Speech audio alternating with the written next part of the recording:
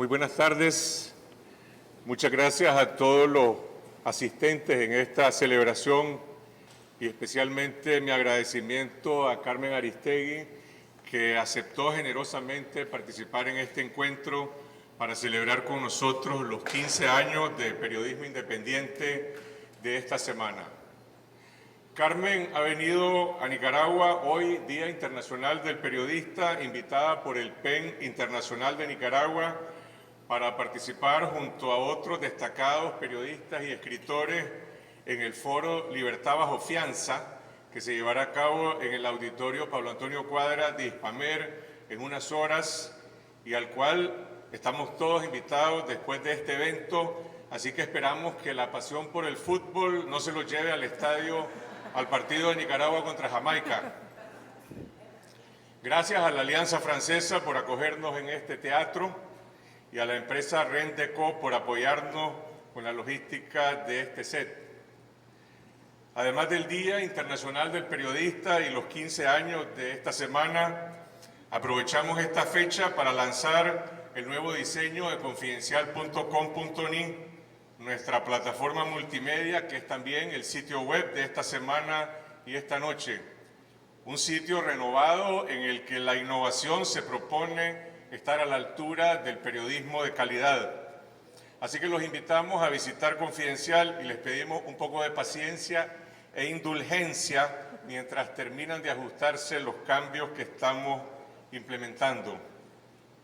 Esta semana en realidad nació hace más de 15 años, en su primera temporada los domingos a las 10 de la mañana, pero decidimos contar esta década y media desde que el programa empezó a emitirse en el horario estelar de las 8 de la noche del domingo en enero de 2000, primero en el Canal 2, después en el Canal 8 y desde el año 2010 en el Canal 12. En 2010 denunciamos la compra de Canal 8, de Telenica Canal 8, por la familia presidencial en un acto anómalo de corrupción, porque se hizo con fondos estatales de la cooperación venezolana que fueron desviados para fines de lucro privado. Y desde entonces este programa se transmite en Canal 12 que dirige don Mariano Valle, el único canal independiente que queda en la televisión abierta de Nicaragua fuera del duopolio televisivo. Quiero externar mi agradecimiento en primer lugar a todo el equipo de periodistas, productores, camarógrafos, editores y técnicos que me ha acompañado en esta década y media y ha hecho posible esta semana y esta noche a lo largo de estos años. Gracias también a los anunciantes que confían en la calidad de estos programas y de esa manera nos han permitido mantener la independencia periodística. Y sobre todo gracias a nuestra audiencia que se ha mantenido fiel a pesar de los cambios que hemos tenido que atravesar en 3 estaciones televisivas. Hoy celebramos la presencia de Carmen Aristegui en Nicaragua, sin duda la periodista de mayor credibilidad e influencia en México y a la vez una de las figuras emblemáticas de la prensa independiente en la fiscalización del poder en América Latina. Nos complace tenerla aquí porque compartimos una identificación profesional como colegas con los más altos valores éticos del periodismo y porque en la soledad en que muchas veces se ejerce esta profesión en medio de adversidades y grandes hostilidades, encontramos en el trabajo riguroso, en el coraje y en el ejemplo de Carmen Aristegui una inspiración para resistir los embates del poder. Carmen dirige en México el portal Aristegui Noticias y además un programa de entrevistas en CNN que muchos de los que estamos aquí seguimos en la televisión y en toda América Latina. Hasta marzo de este año dirigió el programa de radio MSB Noticias, una revista de 4 horas de duración que además contaba con una unidad investigativa en radio, algo completamente inusual en esta clase de medios de comunicación, hasta que su contrato le fue cancelado por la empresa en circunstancias que ya nos explicará ella más adelante en la charla que vamos a sostener. El despido, la ruptura de la relación de Carmen con este medio de comunicación generó una gigantesca ola de solidaridad, una verdadera rebelión de la audiencia en reclamo por la pérdida de un espacio fundamental para el debate público en México. No voy a entrar en los detalles sobre el currículum y los reconocimientos obtenidos por Carmen Aristegui en su país y fuera de México, pero creo necesario destacar el más reciente. En noviembre del año pasado, el equipo de Aristegui Noticias publicó el reportaje La Casa Blanca de Enrique Peña Nieto, una investigación sobre conflictos de interés en el más alto nivel del poder político en México, al demostrar que una mansión de $7 millones en posesión de la pareja presidencial de México estaba directamente relacionada con una empresa que había sido beneficiada por diversos contratos, por muchos contratos, cuando Peña Nieto era gobernador del Estado de México. La Casa Blanca se convirtió en un parteaguas en el periodismo y en la política mexicana, aunque el Ministerio Público alegó recientemente que no existió tal conflicto de interés, pero la historia se mantiene viva. Por este reportaje, el equipo periodístico de Carmen Aristegui, integrado por Daniel Lizárraga, Rafael Cabrera, Irving Huerta, Sebastián Barragán y otros colegas, ganó el Premio Nacional de Periodismo de México 2014 en la categoría de Periodismo de Investigación. Y ahora la Casa Blanca está nominada en la selección oficial en la categoría de Cobertura del Premio Gabriel García Márquez de Periodismo, el más prestigioso de América Latina que otorga la Fundación Nuevo Periodismo Iberoamericano y cuyo ganador será anunciado el próximo 30 de septiembre en Medellín, Colombia. Bienvenida a Nicaragua, Carmen, y gracias por alentarnos a hacer buen periodismo. Gracias.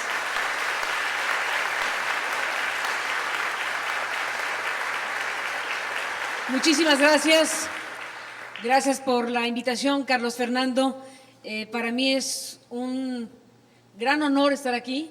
Estoy muy feliz de esta visita a Nicaragua, muy contenta de estar en este auditorio con ustedes y desde luego sumándome a este festejo que es un reconocimiento a un espacio de comunicación que ha construido Carlos Fernando a lo largo de los últimos años, más de 15, como has dicho, de manera independiente, con una presencia pública fundamental y contribuyendo al debate y a la investigación y a la tarea periodística a lo largo de estos lustros.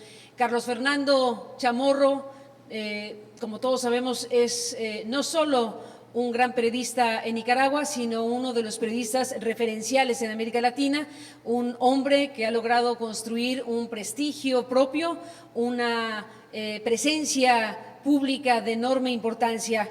Ha construido una identidad propia muy vigorosa, de la mano de ser parte de una de las familias históricas más importantes de este país y, por supuesto, fundamentales en la historia de América Latina, hijo de los dos grandes personajes, doña Violeta y el doctor Chamorro, que no seré yo quien les cuente el alcance precisamente de esta integración biográfica que forma parte de tu existencia. Es muy importante que alguien como tú, con tus raíces, con el significado que tiene llevar tus nombres, llevar tu identidad biográfica de la mano de una tarea cotidiana, permanente, fundamental a favor de la libertad de expresión y a favor de la tarea periodística. Combinar tu carga histórica biográfica con tu tarea profesional de la manera que la has hecho tiene enormes virtudes y yo celebro que se reflejen precisamente en una celebración como esta, la constancia, la persistencia, la presencia continua de tu tarea junto con tu equipo a lo largo de estos años significa precisamente la definición clara y definitiva de alguien que quiere hacer lo que tú haces y lo has hecho de una manera magnífica. Me sumo pues a esta celebración y digo que esta semana es desde luego uno de los espacios de América Latina mejor consolidados, uno de los espacios en donde se ven pasar personajes y situaciones que van contribuyendo al entendimiento de Nicaragua y al entendimiento de la región. Así que pues un aplauso para Carlos Fernando Chamorro y su equipo en este aniversario que celebramos.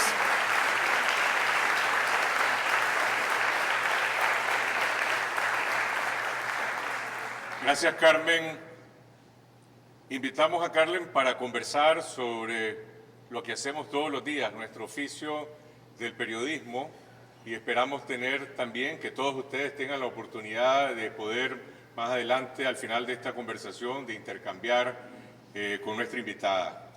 Empecemos con la noticia del momento en México, el tema que abordaste anoche en CNN, el informe del Grupo Interdisciplinario de Expertos que fue convocado por la Comisión Interamericana de Derechos Humanos, entiendo que invitada o avalada por la Presidencia de México. Ahora este informe desmiente la tesis oficial de la Procuraduría de que los cadáveres de los 43 estudiantes desaparecidos en Ayotzinapa fueron incinerados en un basurero. ¿Qué implicaciones tiene este informe en la búsqueda de la verdad y la eventual impartición de justicia en México? ¿Qué retos le plantea al periodismo mexicano? Bueno, todos, Carlos Fernando, el caso Ayotzinapa que ha sacudido desde luego la opinión pública nacional y también internacional por la ferocidad con la que se atacaron a estos jóvenes normalistas, jóvenes muchachitos, estudiantes de la Normal de Ayotzinapa, que fueron desaparecidos y que desde luego nos preguntamos exactamente qué pasó con ellos. Las implicaciones son enormes en muchos sentidos. Una implicación fundamental que conversábamos tú y yo el día de hoy que nos encontramos tiene que ver con la presencia internacional para países como México, para países como Guatemala, que hoy también se convierte en un punto de referencia obligado. ¿Qué significa que un país ceda una parte de su soberanía, digámoslo así, ceda una parte de la operación de su estructura de justicia, como lo hizo Guatemala con la CICIG, y que esa apertura de una ventana haya dado la vuelta de tal manera que tengamos hoy a un presidente, expresidente ya, en la parte final de su mandato como Otto Pérez Molina, en la cárcel a unos días como fue de la propia elección presidencial, un hecho que solo es imaginable a partir de la intervención de un órgano internacional que de forma independiente colaboró para colocar esta investigación de alto nivel en materia de combate a la corrupción. Así como en Guatemala el componente internacional está significando cosas profundas, en el caso de México, con el tema que planteas, el componente internacional es el que está dándole la vuelta precisamente a un caso emblemático como el de estos chicos que, según la versión oficial, fueron capturados, fueron asesinados e incinerados en un basurero en una localidad llamada Cocula, en este estado de Guerrero de la República Mexicana. La crisis profunda de credibilidad en las instituciones mexicanas, como ocurrió haciendo el parangón obligado en este momento en Guatemala, hizo necesario, obligado, abrir la puerta a la presencia de un grupo de expertos independientes que fue convocado por la Comisión Interamericana de Derechos Humanos a colaborar con México para desarrollar una investigación de este calado. Ante la incredulidad de la sociedad mexicana, ante el horror causado por las informaciones de estos jóvenes que habrían sido calcinados en esa inmensa hoguera imaginaria para cualquiera en un basurero de Cocula, pues hubo necesidad de recurrir, hubo la obligación, en pocas palabras, de recurrir a esa instancia internacional. Los desafíos son enormes, desde luego para la justicia, desde luego para la sociedad mexicana, para los periodistas y hoy el presidente de México está obligado a tomar esto como la necesidad de darle un vuelco a una investigación que fue presentada como una verdad histórica. Con ese término, el hoy ex procurador Murillo Karam le dijo a la sociedad mexicana que era indubitable que esos muchachos habían sido quemados con neumáticos y con madera en un basurero de Cocula. Hoy sabemos, a raíz de la investigación de los 5 expertos internacionales de alto nivel, hoy sabemos que es imposible que lo que nos dijeron como verdad oficial e histórica haya ocurrido. Para que los cuerpos de 43 muchachos hayan sido desaparecidos o transformados en cenizas, tuvo que haberse ocupado una cantidad de neumáticos y de madera de tal nivel que hubiera ocasionado un incendio forestal de enormes proporciones que no ocurrió. Un experto de origen peruano, con estudios en Berkeley, con presencia actualmente en una universidad de Austria y con todo un currículum especializado en fuegos e incendios y cuestiones de esta naturaleza, vino a decirle a los expertos internacionales y ellos a nosotros que tal cosa no pudo haber ocurrido en términos científicos. Carmen, pero ¿qué dice la investigación en relación con el móvil del crimen o la razón por la cual fueron desaparecidos? Originalmente la hipótesis oficial habla de la intervención de una banda criminal local, el Grupo Guerreros Unidos, asociados al exalcalde de Iguala. Esto no está siendo disputado. Ahora se habla de posible tráfico de heroína y de conexiones a otros niveles del Estado. Esa parte de la historia no necesariamente es excluyente con lo que se perfila a raíz de la investigación de los expertos internacionales como una nueva hipótesis, que tiene que ver con un 5º autobús que nunca fue reportado en la investigación y que aquí me detengo porque la crudeza del informe de los expertos internacionales nos habla o de que hay una inmensa incompetencia en las autoridades investigativas mexicanas o hay una enorme colusión o a lo mejor las dos cosas. Entre unos y otros, los responsables de la investigación no han podido explicar, por ejemplo, ¿por qué demonios en el expediente y en la investigación nunca se reportó lo que hoy los expertos nos dicen que existió, que es un 5º autobús que habían tomado los estudiantes de esta normal rural que en una práctica común, que no se discute mucho porque ha sido histórica, los jóvenes de esta normal cuando tenían algún tipo de actividad, han tenido actividades diversas, pues toman, algunos dicen secuestran, digamos, toman autobuses para poder trasladarse a diferentes lugares. Esa práctica es relativamente reconocida y no era tan atípico que los chicos tomaran esos autobuses para trasladarse a la Ciudad de México, que ese era su propósito, para participar en la conmemoración del 2 de octubre, la matanza del 2 de octubre de 1968, año tras año se conmemora en la capital del país y estos chicos querían participar en esa actividad cívico-política y habían tomado esos autobuses para trasladarse a la Ciudad de México. Una hipótesis que se asoma tiene que ver con que estos chicos, por alguna razón, decidieron ir a Iguala a tomar los autobuses en Iguala y trasladarse a la Ciudad de México. La hipótesis que surge ahora con fuerza tiene que ver con que hay un autobús que no fue registrado en la investigación, que también fue tomado por los estudiantes y que podría formar parte de los autobuses que, según la investigación hecha por estos expertos, son usados por el narcotráfico para trasladar heroína de Iguala a Chicago. Hay una referencia de investigaciones en Estados Unidos que habla de que hay traslado de estupefacientes de ese lugar a Chicago y probablemente los chicos tomaron un autobús equivocado, un autobús que pudo haber formado parte de esta estructura. Lo grave del asunto, bueno, una parte de la gravedad del asunto tiene que ver con por qué las autoridades que investigan omitieron información, por qué un sistema de comunicación como el llamado C4, en donde las policías municipales, ministeriales, estatales y federales y militares se comunican en situación de emergencia, estuvo funcionando durante todo el tiempo. Hubo momentos de comunicación entre las autoridades y de silencio, comunicación y silencio en Ensocat. Algo pasó entre las autoridades de todos los niveles en esta situación donde los chicos se convirtieron en una situación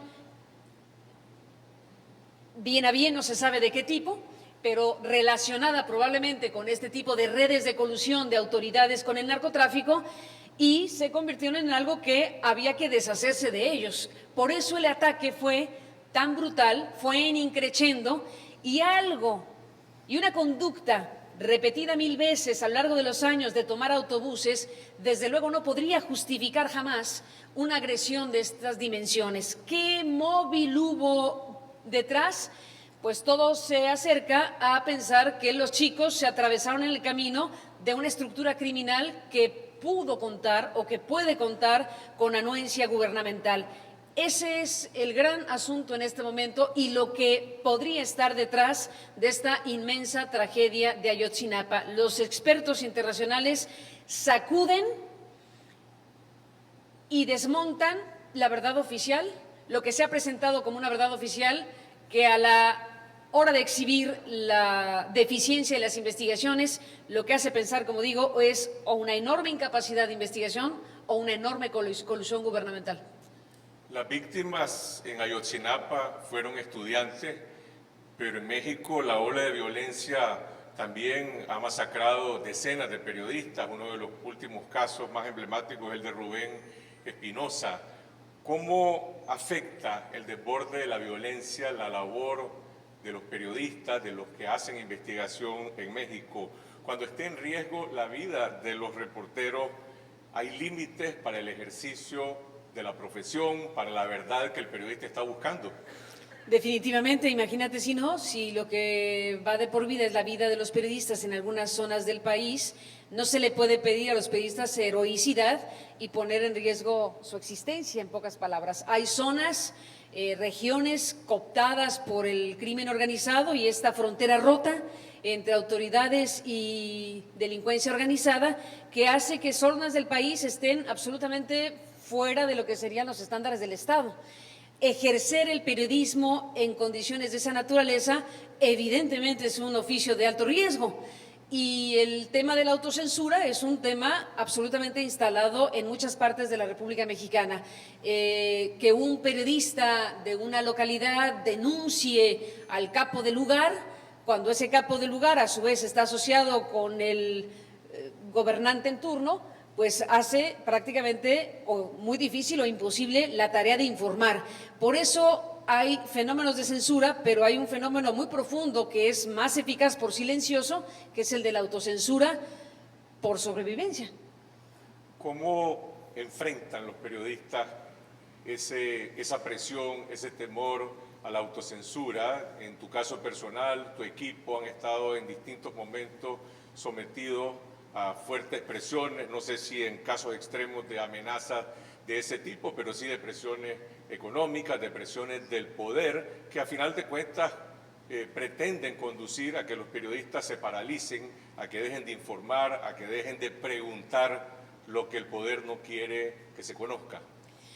Bueno, supongo que no es un caso único el de México y que es un tema que se debería analizar a nivel continental, pero en el caso de México, contrastando lo que dije hace un momento sobre los índices de violencia importantes y la actividad que podemos desarrollar otros periodistas en zonas urbanas, por ejemplo, los riesgos y las vulnerabilidades son de otra índole.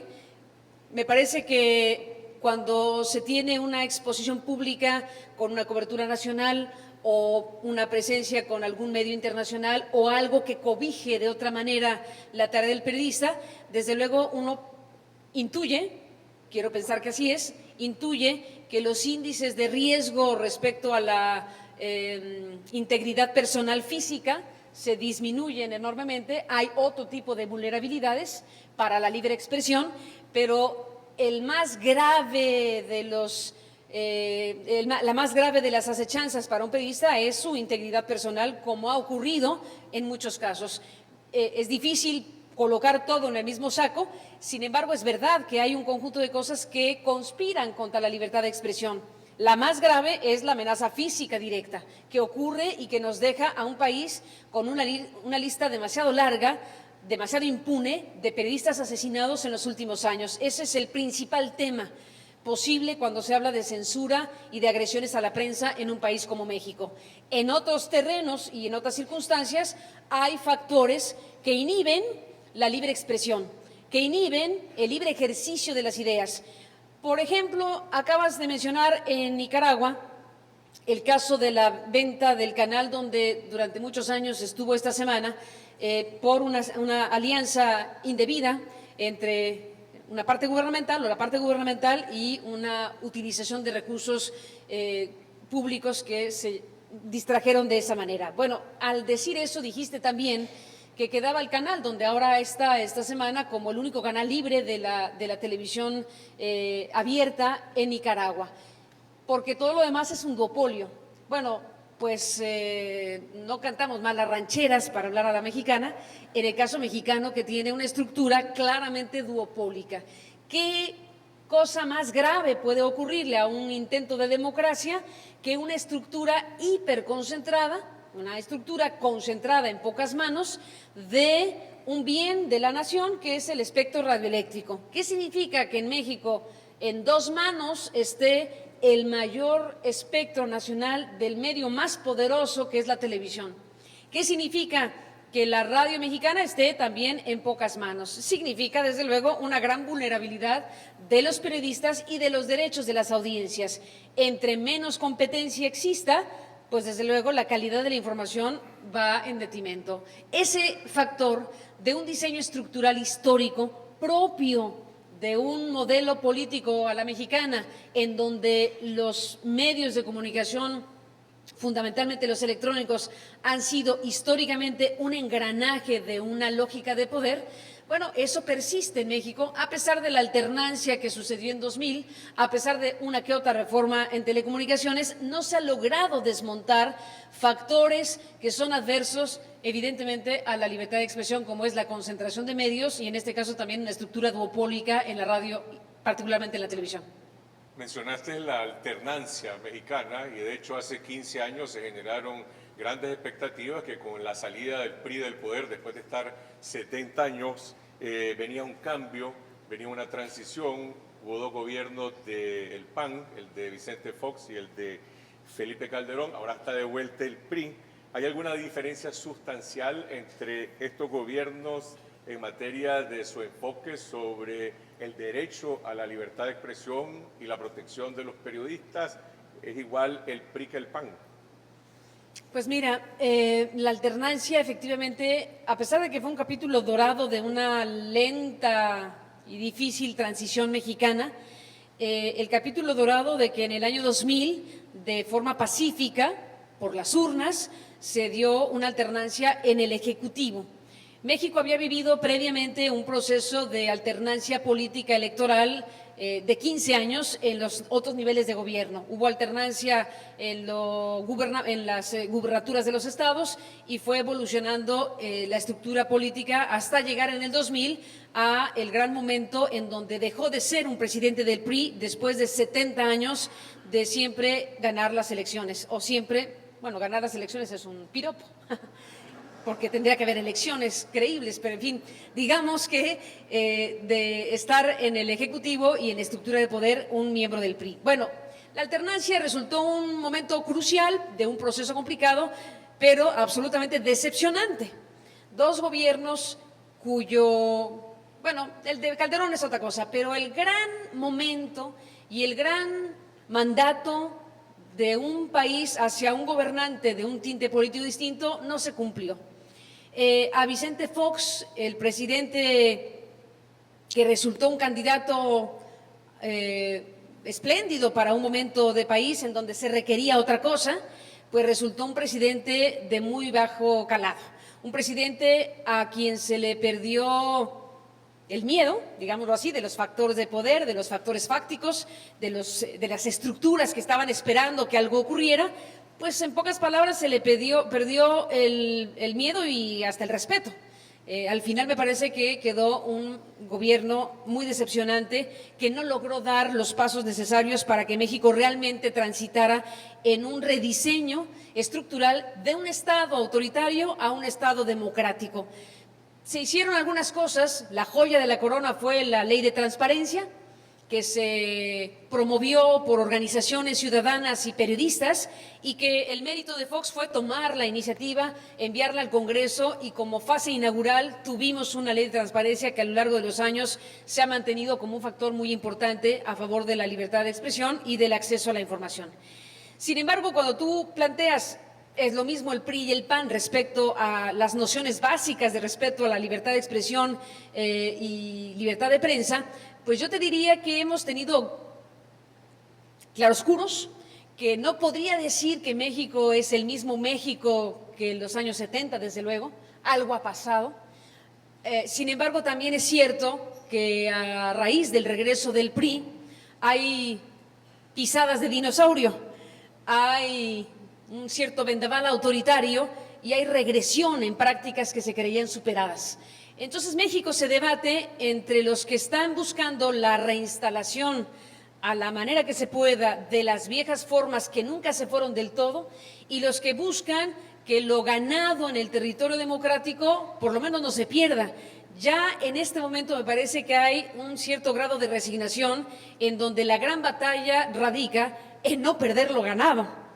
Y creo que hoy México está en un dilema muy importante, en donde suceden cosas como la que nos pasó a nosotros, y comparto en una cápsula rápida nuestra experiencia, que tú la mencionaste generosamente. Bueno, un grupo de periodistas que estaba realizando su trabajo en una radio mexicana, llegamos al punto de crear una unidad de investigaciones especiales para darle un giro cualitativo a nuestra tarea periodística. Presentamos una que otra investigación importante y llegamos a la Casa Blanca y a partir de una investigación rigurosa, incontrovertible, que nos ha merecido este premio que agradecemos, bueno, los periodistas galardonados estamos fuera del aire, en algo propio del surrealismo mexicano. ¿Cómo se hace periodismo de investigación en México? La historia de la Casa Blanca, hay una anécdota de unas fotografías que se divulgaron en la revista Hola, haciendo ostentación de esa mansión, pero bueno, la historia de las pruebas, de la documentación, de cómo se logra demostrar la relación entre la pareja presidencial y este contratista que había tenido una relación sumamente ventajosa con Peña Nieto en el gobierno. Yo creo que aquí hay varias cosas. Una de ellas es que supongo que cuando hicieron lo que hicieron para que el presidente y su familia tomara posesión de esa mansión millonaria, no pensaron que alguien se iba a poner a investigar de quién era esa casa, pero sucedió que sí. Y la historia de esta investigación se remite a la cosa más simple, pero más poderosa, que es la curiosidad de un reportero. En un supermercado del sur de la Ciudad de México estaba la revista Hola, junto con otras revistas, y nuestro colega Rafael Cabrera, haciendo el súper de su casa, toma la revista y ve cómo la actriz y esposa del presidente, Angélica Rivera, está posando en esa casa y es entrevistada por la revista. El reportero, que aún de compras es reportero, ojea y lee la entrevista y observa el tamaño de la casa, la dimensión de la propiedad, las declaraciones de la señora sobre que ese será su hogar, porque su marido, el presidente, y ella le han dicho a sus hijos, que son muchos, entre los dos, le ha dicho a sus hijos que Los Pinos, que es la casa presidencial, es una casa prestada, cosa que nos alivió. Y que esa casa donde se realizaba la entrevista era la casa donde vivirían después del mandato de 6 años que acaba de empezar, por cierto, el mandato de 6 años de su marido. El reportero, picado por la curiosidad básica, dijo: ¿de quién es esa casa? ¿Peña Nieto puede comprar una casa de esas dimensiones? Un político cuya trayectoria ha sido de mediano nivel y que fue catapultado a la candidatura presidencial desde el aparato de la televisión, que ese es un fenómeno político que se atravesó en la transición mexicana. Cómo Peña Nieto se hizo candidato a la presidencia de México fue solo posible o fundamentalmente posible por la televisión. Y ese es un dato duro que no se puede rechazar a la hora de hacer un análisis de por qué México está donde está. Pero, paréntesis aparte, y retomando la pregunta, el calambre de la curiosidad del reportero hizo que esa publicación, esa entrevista pública, fuera el principio de una investigación periodística que está hecha de pura información pública, empezando por una revista en el supermercado. Lo que vino después fue las consultas de los periodistas en el registro público de la propiedad, la investigación de quién fue el arquitecto, de una declaración descuidada del arquitecto en una entrevista sobre su trayectoria, en donde dijo al vuelo que él había diseñado la casa de Peña Nieto, juntando pequeñas y grandes fichas de declaraciones públicas. Pudimos llegar incluso a la página del arquitecto aragonés, que, sin decir que era la casa del presidente, desplegó todas las fotografías que después pudimos usar como ilustración del reportaje en su página de internet para decir qué gran arquitecto soy. Lo que no contaba es que unos periodistas ya habían identificado que esa casa de Sierra Gorda 150 en las lomas de Chapultepec, pues estaba registrada en el registro público de la propiedad a nombre ni de Peña Nieto, ni de Angélica Rivera, ni de sus hijos, sino de un señor, de una inmobiliaria, de un señor de apellido Hinojosa Cantú. ¿Y quién es ese señor? Siguió la pregunta de los periodistas. Resulta que era un contratista del Estado de México y que al llegar Peña Nieto al gobierno federal se había convertido en un próspero contratista a nivel federal. Los contratos del dueño legal de la Casa Blanca en posesión del presidente y su familia son notables. Ganó junto con la empresa china, que por cierto, me dices, Carlos Fernando, puede ser la que haga el canal transoceánico, interoceánico de por aquí. No se ríen, que es verdad, vamos a hablar de la empresa china. Pero eso es verdad, pero bueno, cierro el paréntesis y digo que el reportaje de la Casa Blanca está hecho de tarea periodística, de constancia de los reporteros que hicieron la investigación y de información pública que al confeccionar el reportaje hace que ese trabajo sea incontrovertible. Se podrá decir lo que sea del reportaje, pero no hay un solo dato que no se pueda demostrar. La tarea que realizaron Cabrera, Lizárraga, Huerta y Barragán, junto con el equipo que hicimos en la primera emisión, es una tarea rigurosa en donde cada dato no se revisaba una, sino 10 veces. Sabíamos lo que se jugaba con ese reportaje. Sabíamos que estábamos llegando a niveles muy delicados. Exhibir que un presidente de la República y su familia poseen una residencia de esas dimensiones hizo que tuvieran que dar explicaciones que hasta el momento nos resultan a muchos inverosímiles. Y las consecuencias que tuvo esa investigación todavía están abiertas, pero antes de profundizar en eso y en el desenlace que tuvo para vos y para tu equipo en esa empresa de radio, creo que nuestros amigos, al público, le interesará conocer esa conexión indirecta con esta gran empresa china que resulta ser uno de los miembros del consorcio que ha sido contratado por HKND, que se supone que es una empresa privada de un chino basada en Hong Kong, que es la empresa CRC, China Railroad Company, que es uno de los contratistas más grandes de HKND. CRC aparece en la historia de la Casa Blanca. ¿Qué pasó?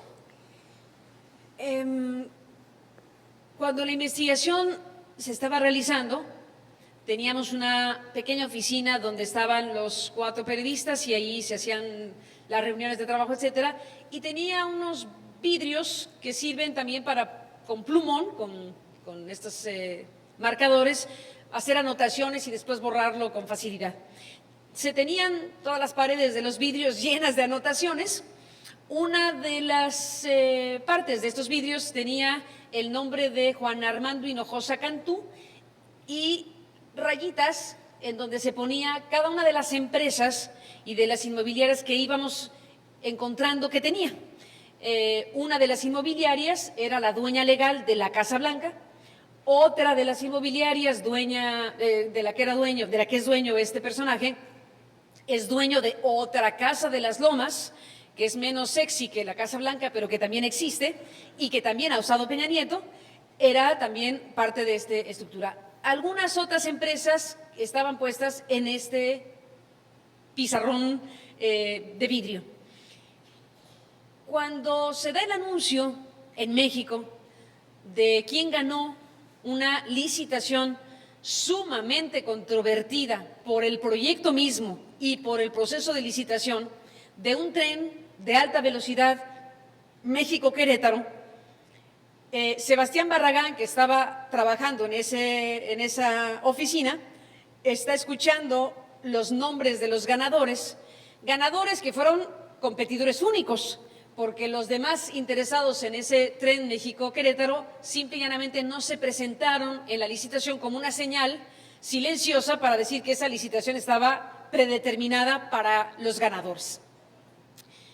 Escucha que gana el consorcio chino de China Railways y otras empresas, una de las cuales se llama Teya. Y entonces él voltea y dice, Teya es una de las empresas que está aquí. Y entonces nos dimos cuenta que el dueño de la Casa Blanca, entre otras cosas, estaba ganando, junto con los chinos, ese multimillonario proyecto del tren México-Querétaro. El reportaje incorporó, bueno, el reportaje que por sí era bueno, perdón la inmodestia, el reportaje que ya llevaba su carga y su materia prima, encontró un nuevo elemento periodístico para sumarlo. Entonces ya no solo era el contratista de Peña Nieto en el gobierno del Estado de México y el contratista de Peña Nieto en el gobierno federal es el dueño legal de la casa que posee el presidente, sino que ahora estamos anunciando que es también el ganador, junto con los chinos, del tren México-Querétaro multimillonario. Ese ingrediente periodístico agregado al reportaje, pues lo hacía todavía más potente. No me detengo mucho porque me pasaría mucho tiempo hablando del tema, se imaginarán, pero les digo que ese reportaje debió haber sido transmitido en el medio de comunicación de origen, que era la radio. Sin embargo, cuando nosotros hicimos las consultas a la presidencia, vía escrita, a través de la ley de transparencia, le preguntamos un conjunto de cosas, ya que llegamos al reportaje maduro, había que preguntar a los aludidos qué tenían que decir respecto a lo que nosotros ya habíamos sabido. Y entonces le preguntamos a la presidencia de quién es la casa, por qué esa casa está resguardada por el Estado Mayor Presidencial, es una casa del presidente, es de ella, es de los hijos, es de todos. ¿Qué preguntas obligadas se tenían que hacer? Se hicieron. Cuando nosotros hicimos esa consulta, los empresarios concesionarios de la empresa de radiodifusión fueron advertidos, no por nosotros los periodistas que estábamos apenas haciendo la investigación, nosotros no habíamos compartido esta información con los concesionarios de la radio, entre otras cosas porque la responsabilidad editorial de ese espacio noticioso era nuestra y nosotros estábamos desarrollando una tarea aún en curso. Les plantea, suponemos claramente, la presidencia, porque es a quien nosotros preguntamos y es a quien nosotros de esta manera alertamos de que estábamos en el tema, y ellos nos piden abiertamente que no transmitamos ese reportaje.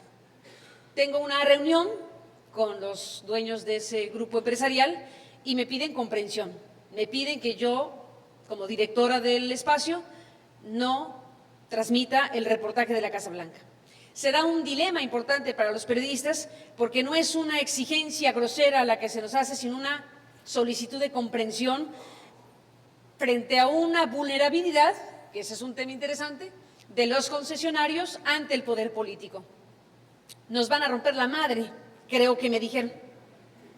Y yo coincidí que sí, que podía suceder tal cosa. Esa situación hizo que nosotros tomáramos la decisión difícil, pero creo que al final inteligente en ese momento, de plantearle a los concesionarios que no transmitiríamos por esa razón de riesgo ante el poder político, por la gran cantidad de situaciones que dependían del poder político para este grupo empresarial, no transmitirlo ahí, pero que no hiciera nada si nosotros decidíamos dar a conocer esa historia de otra manera y en otros lugares. Los periodistas dijimos, podemos encontrar un camino forzado, pero camino al fin para que esta historia se conozca. Era una forma de sortearle terreno a la censura. Y lo que hicimos fue compartir esta investigación periodística, que ese es un ejercicio interesante también que ha ocurrido en Colombia, en otros contextos, de medios de comunicación que ante peligros de censura o de otro tipo logran hacer cierto tipo de alianzas para difundir conjuntamente informaciones que llevan implícito un riesgo para los periodistas. En este caso, lo que hicimos fue compartir esta información con la revista Proceso, con el periódico La Jornada y con el periódico Reforma. Y también compartimos esta información con corresponsales extranjeros que, al ver el calibre de la información y agregando el tema del tren México-Querétaro y los chinos y lo que se venía, bueno, pues periodistas y periódicos como The New York Times y Wall Street Journal y The Economist y The Guardian y AFP y CNN, varios medios internacionales a quienes acudimos planteando abiertamente que no podíamos, por razones que acabo de describir, sacar en el medio donde debía esa investigación periodística de la Casa Blanca. El efecto fue mayúsculo, porque lo que se iba a conocer de cierta manera en la radio mexicana, pues acabó conociéndose a nivel internacional por el acercamiento que tuvimos en búsqueda de que esa información fuera conocida como la sociedad mexicana tenía derecho a conocer. ¿Por qué decide Peña Nieto suspender la concesión del tren, afectando ya el compromiso que había hecho con esta empresa china? Enrique Peña Nieto estaba a punto de subirse al avión para irse a China y uno de los caramelos mayores que llevaba era: aquí está el tren de alta velocidad que acaban de ganar. Nosotros tuvimos una reunión con los periodistas internacionales un jueves. Ese jueves, el secretario de Comunicaciones y Transportes en el Congreso mexicano debatía con los congresistas la polémica licitación y decía por la mañana que era imposible que esa licitación se cancelara porque sería ilegal hacerlo. Por la tarde-noche, desde la Presidencia de México se dijo que esa licitación se cancelaba. ¿Qué sucedió? Tuvimos esta reunión con colegas internacionales y dos de ellos, según dijo en una entrevista el vocero presidencial, tiempo después, dos de ellos, al oír nuestra información y conocer nuestro reportaje, decidieron acudir a Los Pinos, a la residencia, decidieron acudir a la presidencia para preguntar qué tendrían que decir de una Casa Blanca o de esa Casa Blanca. Y alertaron a la presidencia que el reportaje ya venía. Eso fue el jueves. Ese jueves la presidencia sabía que iba a ser gravísimo decir, porque el reportaje ya venía y sabían de qué se trataba, que la casa millonaria en posesión del presidente era propiedad del dueño de una de las empresas que ganó la licitación de ese tren. La Presidencia de México tomó la gravísima decisión de mejor cancelar la licitación porque parecía mejor decir el dueño de la Casa Blanca en posesión del presidente se ganó el tren, pero ya se lo quitamos a dejarle el tren. Era un tren de 43,000 millones de no sé qué, unas cantidades espeluznantes. Entonces, producto del impacto que se veía venir con la exhibición de la Casa Blanca y la asociación de ese empresario contratista con la reciente licitación hizo que la licitación se descarrilara. Los chinos recibieron finalmente una indemnización, probablemente recibirán algunos otros contratos, pero algo de esas dimensiones finalmente se dinamitó a partir del significado que tenía la exposición pública de algo tan grave como saber que el presidente usa una residencia o está en posesión de una residencia, pues que lleva en el menor de los casos al conflicto de interés si nos queremos ver baratos. Además de dar excusas, cancelar el tren a Querétaro, el presidente Peña Nieto nombró a una especie de investigador fiscal para que deslindara responsabilidades en relación con el tema de la Casa Blanca. Hace una semana emitió un dictamen en el que dice que no estableció ninguna clase de conflicto de interés. Se cierra con eso la historia para el presidente y para esta empresa. Queda abierto, le creyó la gente. ¿Qué dirías tú, Carlos Fernando, si la prensa independiente mexicana, cuyos caricaturistas son muy buenos, dibujan a ese funcionario como un bufón? Pues eso nos da apenas una idea de que fue absolutamente rechazado el reporte, porque era una investigación cuyas conclusiones se conocían desde el minuto 1 en que fue nombrado el amigo del presidente para investigar al presidente, el subordinado del presidente para investigar al jefe, el perfil de un secretario que fue habilitado, porque esa Secretaría de la Función Pública estaba en vías de extinción. Se ha prometido la creación de un sistema nacional anticorrupción, que algún día de estos tendremos. En lo que eso ocurre, la Secretaría que se creó hace varios años de la Contraloría Nacional estaba en un proceso de extinción a la espera de la creación de lo otro. Con motivo de la Casa Blanca, el presidente saca de la chistera a la Secretaría y saca de la chistera a su amigo para nombrarlo el secretario en funciones y le encarga el propio presidente que investigue a su subordinado si hay o no un conflicto de interés. Es obvio que una investigación de ese tipo requiere un mínimo de independencia frente al investigado. El funcionario en cuestión es un hombre cercano al secretario de Hacienda, que a su vez tiene otra casa del mismo contratista, pero en Malinalco, que es un estado en el Estado de México, y que también ha dado unas explicaciones insólitas para decir cómo es que se hizo de esa casa cuando iba a ser secretario de Hacienda, estaba a punto de ser secretario de Hacienda y adquirió esa propiedad que ahora, en las explicaciones fantásticas que se han dado, nos enteramos que pagó con obras de arte, que no conocemos porque la investigación del funcionario que investigó presentó el reporte y está en internet, pero las obras de arte con que se pagó esa otra casa de ese mismo contratista están tachadas con plumón. Así que obras de arte que no sabemos exactamente cuáles son. 4 meses después que se publica esta investigación, se produce la crisis, la ruptura, tu despido forzoso y el de tus colegas en la empresa de radio. Oficialmente, el alegato que se presenta es que se ha presentado un conflicto en el manejo de la representación de esa empresa porque ustedes han asociado a la radioemisora con el proyecto de México Leaks. ¿Cuál es la vinculación que tuvo la historia de la Casa Blanca en esta crisis que todavía no está cerrada? El tipo de contrato que suscribí y que está vigente, por cierto, porque no ha habido una instancia judicial que lo haya aniquilado, el tipo de contrato que suscribí en 2009 con la empresa de comunicación es un contrato muy particular, de avanzada diría yo, que me gustaría en 2 patadas delinear. Es un contrato donde se establece por escrito que la periodista directora de las 4 horas de emisión es la responsable de los contenidos editoriales, que ese contrato contiene un código de ética que acordamos junto con la empresa y que son las reglas del juego para ejercer libertades.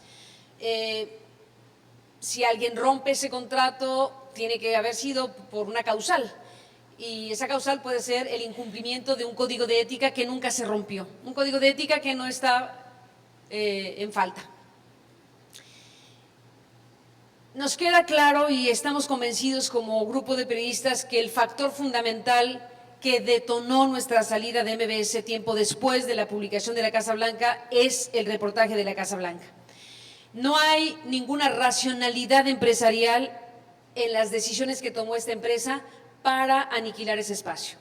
Un espacio con una buena presencia pública, con una cobertura nacional, con índices de audiencia importantes, con ingresos comerciales importantes. No había razón empresarial para darse un balazo en el pie y eliminar algo que está funcionando de manera muy apropiada en términos empresariales y con réditos periodísticos. Mexicolix fue un pretexto, fue el punto que se encontró para lograr la crisis que necesitaban y sacarnos del aire. Durante el tiempo que transcurrió entre la Casa Blanca y la salida forzada, no había una situación que permitiera detonar una crisis de ruptura. Hasta que, como directora de ese programa y con atribuciones legales de responsabilidad editorial, decidí, junto con mi equipo, adherirme junto con otros medios, como la revista Proceso, MX y algunos otros, a lo que fue la iniciativa de una organización holandesa a favor de la libertad de expresión, que desarrolla proyectos que incentivan periodismo de investigación en países en donde el asunto no es fácil de ejercer.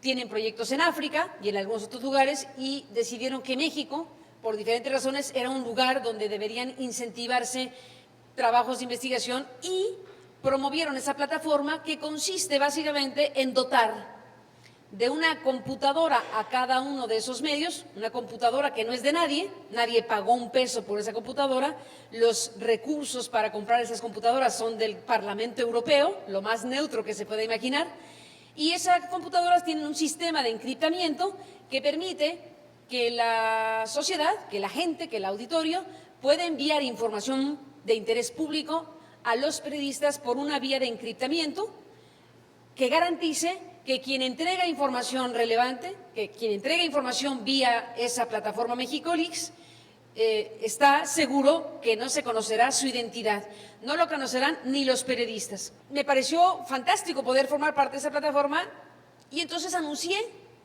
que ese programa, no la radiodifusora, sino ese programa del cual era yo directora, o soy, ya no sé porque es un limbo legal, pero ese programa se adhería a esa plataforma Mexicolix y que invitábamos al público que nos enviara información si la tenía a través de ese encriptamiento.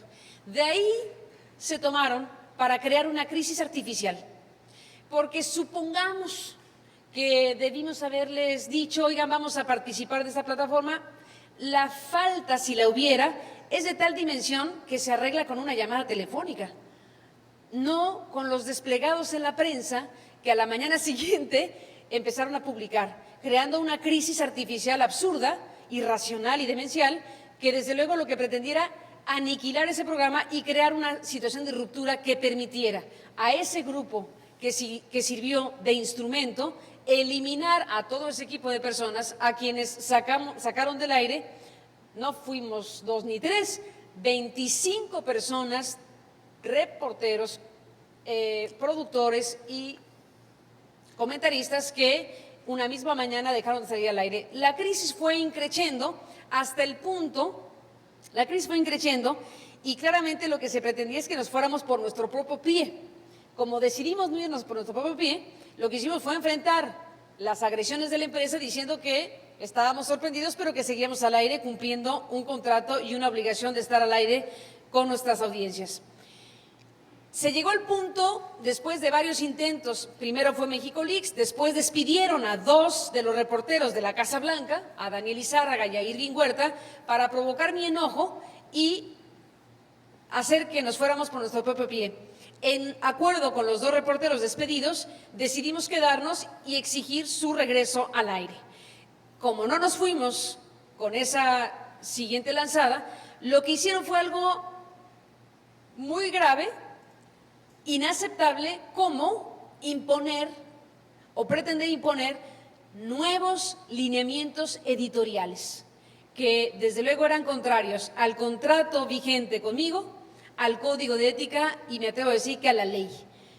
Nuevos lineamientos cuyo cumplimiento hubiera significado el control editorial y la censura previa admitida. Fue inadmisible para mí esos nuevos lineamientos y al presentarme eso como condición para seguir al aire, dieron el pie para la ruptura que ellos provocaron el domingo siguiente, en donde dieron ellos por terminada mi relación profesional con MBS, a partir precisamente de mi rechazo a cumplir una disposición de esa naturaleza. Hubiera significado para nosotros cambiar un modelo editorial de libre expresión por uno de censura previa. La escalada fue de esa naturaleza y nos llevó a buscar el amparo de la justicia mexicana. Y ahí se abrió una larga batalla legal que supongo en algún momento va a terminar en alguna corte internacional. Es un tema que se ha convertido en una referencia en América Latina sobre los espacios de libertad de expresión dentro de estos entresijos, esas zonas grises de las concesiones, de los concesionarios del Estado. Pero aparte de ese capítulo pendiente, tu salida de la radioemisora provocó una verdadera rebelión de la audiencia, es decir, un empoderamiento de la gente que sale a la calle a defender a sus periodistas, a defender a sus medios. Estás ahora en Aristegui Noticias, pero la gente quiere escuchar a Carmen Aristegui y su equipo en una radioemisora de alcance nacional. ¿Hay chance, posibilidades de volver a la radio o están cerradas las puertas? No lo sé, pero por lo pronto es interesante que hasta el momento hemos recibido una oferta. Indicativo de que a lo mejor los demás empresarios están observando un proceso judicial abierto o indicativo también de que hay una consigna política. No somos un mal producto mercantil como para que nos desechen tan abiertamente como interés empresarial. Estamos frente a un tema en donde efectivamente, sin echarnos por las demás, resulta ilógico que si un grupo de periodistas desarrollaba una tarea profesional con buena audiencia, con altos índices de rentabilidad comercial, etcétera, en la lógica de mercado, necesariamente tendríamos que haber tenido alguna alternativa relativamente rápido. Presumo que forma parte precisamente de una situación en donde no es un tema entre particulares y no es un asunto de lógica de mercado, ni es un tema relativo a la competencia, es un asunto de consigna política y de venganza contra los periodistas, de un poder político que se sintió y que se vio y que estuvo exhibido en algo que no ha podido explicar y que en lugar de contestar el mensaje, pues está matando al mensajero. En lugar de responder a la imagen que refleja el espejo, está dando un martillazo al espejo. Hace 3 años, en agosto de 2012, aquí en Managua estalló un escándalo que fue bautizado localmente como el de los falsos Televisa. No sé si es una descripción con la que Carmen habrá estado de acuerdo, pero bueno, así se bautizó. Tengo mis dudas todavía con esa expresión tuya. A mí me quedó la duda. 18 mexicanos que transitaban, iban y regresaban a lo largo de Centroamérica en 6 camionetas con los logotipos de esta empresa fueron detenidos en Nicaragua trasegando más de $9 millones. Los procesaron, los condenaron por tráfico de drogas, lavado de dinero, crimen organizado y ahora están pagando su condena en México. Recuerdo en varias ocasiones que hablamos en términos profesionales sobre este tema. Yo te decía, en Nicaragua lo que queremos conocer es cómo esta banda entró y salió por nuestra frontera 17 veces de ida, 17 veces de vuelta, lo cual significa que el sistema de seguridad nacional, de las aduanas, del ejército, de la inteligencia, ha sido completamente barrido, completamente infiltrado. En el juicio no se hizo nunca esa pregunta, la pregunta la hicimos los periodistas, ni la fiscalía, ni los jueces, ni la policía jamás se interesó en brindar alguna respuesta. En tu caso, pues tu interés estaba más vinculado a entender si eran falsos Televisa o qué es lo que había detrás de este grupo. Ahora que están en México pagando prisión, ¿se sabe algo que no conozcamos? ¿Hay alguna pista de qué es lo que había detrás de esta operación? Mi reino por saberlo, pero no. Coincidirás, Carlos Fernando, que esta historia de las camionetas registradas a nombre de Televisa, que eso es lo que se puede asegurar, porque parte de la investigación nuestra logró demostrar que esas camionetas estaban registradas formalmente a nombre de la televisora, se presentaron documentos y estaba en el registro del Distrito Federal ese grupo de camionetas, pues registradas así a nombre de la televisora. Entonces, bueno, hay un conjunto de cosas muy delicadas que nunca lograron ser esclarecidas del todo, pero las pistas que quedaron abiertas nos llevan, Carlos Fernando, tal vez coincidirás conmigo, a una de esas grandes historias en donde los periodistas quedamos profundamente frustrados. Frustrados porque, como nos diría Ismael, nuestro colega periodista que forma parte de tu equipo en Confidencial y que con él trabajamos con su corresponsalía para este noticiero, esta es una historia, digo es porque realmente no ha terminado y no sabemos la entraña misma de lo que ahí sucedió, una historia que tenía una huella de pie grande, ¿no? La expresión me gustaba mucho. Una historia con huella de pie grande porque efectivamente el conjunto de componentes llevaron a que los detenidos en Nicaragua pues no pudieron ser defendidos según su propio equipo de abogados, como se debería. Un juicio totalmente irregular allá y aquí y allá. La jefa de la Policía Nacional, Aminta Granera, muy firme ella, que ha tenido una fama muy importante, que nosotros dijimos con una policía de ese calibre, aquí sí se va a saber. ¿Y luego qué pasó con ella? Ya no lo supe, ¿eh? Digo, con la historia de las camionetas. Bueno, en fin, nosotros veíamos desde México que Nicaragua estaba en los primeros momentos dando pasos muy significativos, primero al detener las camionetas. Primero al decir, y recuerdo perfectamente al presidente Daniel Ortega decir la telenovela de Televisa, algo así decía, ¿no? El secreto, ¿no? ¿Qué sucedió ahí? No lo sabemos. No hemos podido tener contacto con los mexicanos que fueron remitidos a México después de un juicio que fue transformándose en algo cada vez más opaco. En un juicio en donde incluso en el momento en donde se permitió la oralidad de los mexicanos para que pudieran expresar algo, dijeron cosas literalmente de sobrevivencia, pero no revelaron nada. Dijeron que querían que los cambiaran de cárcel, dijeron que querían mejores condiciones, pero no contaron nada de lo que queríamos que contaran. No sabíamos por qué, no sabíamos ni supimos por qué iban en esas camionetas, por qué iban con esos uniformes, por qué se comportaron como se comportaron, si eran de un cártel, de qué cártel se trataba. Ahí hay una historia absolutamente inconfesable para quien sí la sepa, que nos dejó a los periodistas con enorme grado de frustración, porque invertimos una gran cantidad de tiempo y de un gran esfuerzo periodístico. Logramos conocer algunas cosas, como por ejemplo saber que esas camionetas y otras más que estaban también registradas en situaciones migratorias en Costa Rica particularmente, durante por lo menos 4 años, esas y otras camionetas circularon libremente. ¿Cuántas veces tú dices 17? Yo no sé si 17 es el… 34 en total. Las que pueden haber significado, pero muchas con la posibilidad de transitar sin ser revisadas. Eran camionetas que tenían al interior equipos profesionales, si era camuflaje, era un camuflaje muy profesional y no sabemos exactamente qué pasó. Y no sabemos por qué el sistema de justicia nicaragüense, al final de cuentas, no permitió la transparencia ni la indagatoria de los propios periodistas para saber qué demonios había detrás de esta historia de las camionetas con los logotipos y los registros de la televisora. Es una historia que está pendiente y ojalá que la podamos retomar. Carmen, ¿tienes algo que hacer esta tarde sobre el tema? ¿Perdón? Vamos retomando la historia. Estamos desocupados últimamente. o más desocupados que antes.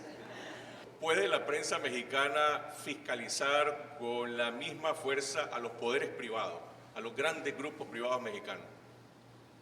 Pues no sé si puede, pero debe, desde luego. Pero en el puede está incluido que efectivamente la estructura y el modelo de medios de comunicación en México está asociado precisamente con los grandes poderes económicos. Los dueños de los grupos económicos a su vez están relacionados no solamente con los medios de comunicación, sino tienen ramificaciones por todos lados en negocios de muy alto nivel. Así que entrar a investigar estructuras del poder privado que puedan estar relacionadas con las cuestiones de corrupción o de actos indebidos es entrar a tocar intereses que son asociados a los concesionarios directa o indirectamente de la radio y la televisión. Y eso evidentemente hace que los periodistas se inhiban o nos inhibamos a acercarnos a ciertos territorios que deberíamos también explorar. Pero es verdad que hay un déficit importante de atención, de seguimiento y de investigación periodística en lo que ocurre dentro de los poderes empresariales, de no ser casos como el de Hinojosa Cantú, que es un empresario, pero que está absolutamente integrado al asunto de la política y de los personajes en funciones. No así personajes cuya naturaleza y definición es estrictamente empresarial. Eso hay un déficit importante. Gracias, Carmen Aristegui. A ti, Carlos Fernando. Fernando. Al público si tienen preguntas, comentarios.